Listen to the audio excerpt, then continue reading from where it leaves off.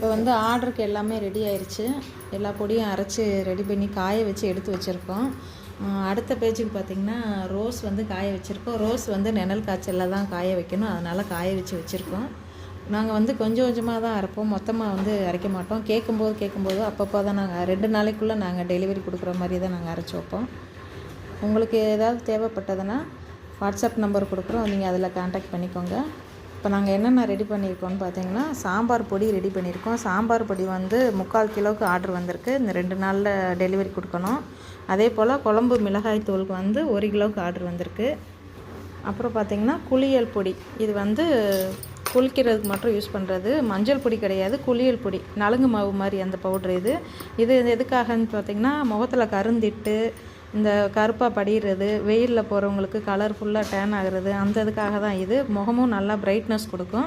இது வந்து எதோட மிக்ஸ் பண்ணி போட்டால் என்ன எஃபெக்ட் இருக்குங்கிறத நான் தனியாக சொல்கிறேன் நான். அப்புறம் பார்த்திங்கன்னா இட்லி பொடி வந்து 1/2 கிலோ ஆர்டர் வந்திருக்கு.